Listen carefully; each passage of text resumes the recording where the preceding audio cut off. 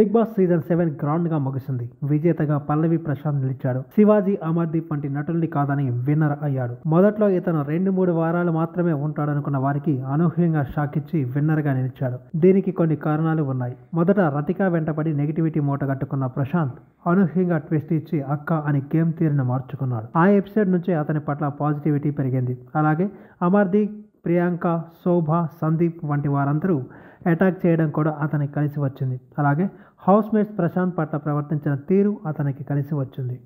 వీటికి తోడు శివాజీ ఇచ్చిన భరోసా కూడా పల్లవి ప్రశాంత్ గేమ్ ఆడటానికి యూజ్ అయింది. ఫిజికల్ టాస్కుల్లో గట్టి పోటీ ఇవ్వడం, నామినేషన్స్ విషయంలో కూడా వ్యూహాత్మకంగా వ్యవహరించడం కలిసి వచ్చింది. తన బలంతో పాటు శివాజీ బలం కూడా తోడవడంతో ప్రశాంత్కి కలిసి రావడం జరిగింది. అయితే శివాజీ, పల్లవి ప్రశాంత్ టైటిల్ రేస్లో ఉంటే శివాజీకే మద్దతు లభిస్తుందని అందరూ భావించారు.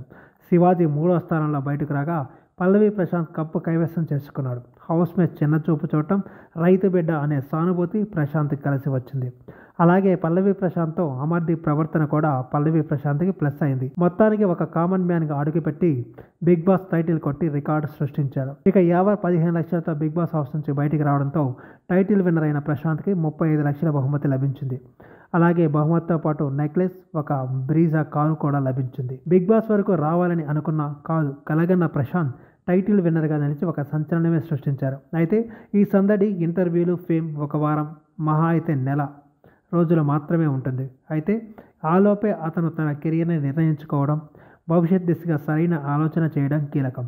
ఈ హడావిడి, ఫ్యాన్స్ అనే వారి హంగామా ఎక్కువ కాలం ఉండదు. ఇకపై ఆయన ఎలా ముందుకు సాగుతాడు అనేది అతని భవిష్యత్తును నిర్దేశించనుంది. ఈ వీడియో మీకు నచ్చినట్టయితే లైక్ చేయండి, షేర్ చేయండి, కమెంట్ చేయండి, సబ్స్క్రైబ్ చేయండి.